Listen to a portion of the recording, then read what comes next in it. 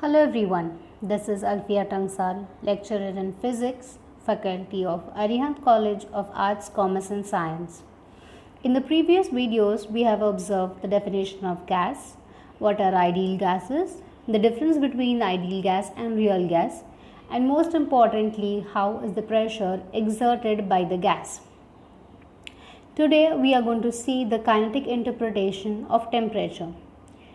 The molecules in solid are bounded together such that the molecules cannot move around freely, but they do vibrate, and these vibrations are random. Particle exerts a force on each other, and thus they attain kinetic energy due to motion, and so the potential energy due to the interaction. It's the same case with liquids and gases. Instead of vibrating, they move randomly. Now the speed at which they move increases with temperature. Cooling down will make them move slowly.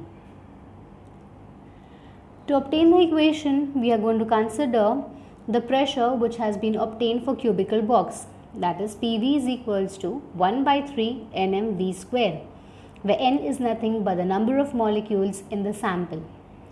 Now the above equation can also be written as PV is equals to 2 by 3 n into 1 by 2 nmv square. We consider this as our equation 1.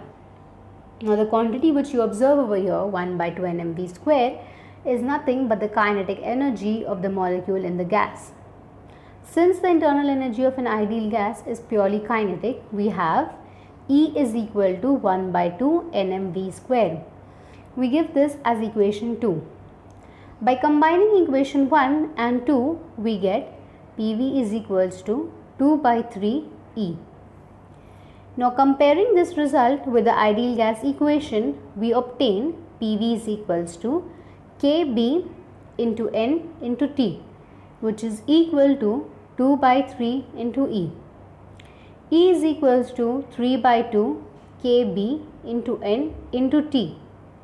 It can also be further written as E by N is equal to 1 by 2 mv square, or equivalent to 3 by 2 kBt. kBt which you observe over here is nothing but your Boltzmann constant. Any constant has a particular specific value. Here the constant value is 1.38 into 10 raised to the power minus 23 joules per Kelvin. Now from this above equation we conclude that the average kinetic energy of a gas molecule is directly proportional to the absolute temperature of the gas, and it is independent of pressure, volume and nature of the gas. Further studying about law of equipartition of energy. According to the statement, law of equipartition of energy for any dynamic system in thermal equilibrium, the total energy for system is equally divided among the degree of freedom. The kinetic energy of a single molecule along x, y and z axis is given as 1 by 2 mvx square, 1 by 2 mvy square and 1 by 2 mvz square. Here we observe that along y axis we get vy, z axis we get vz.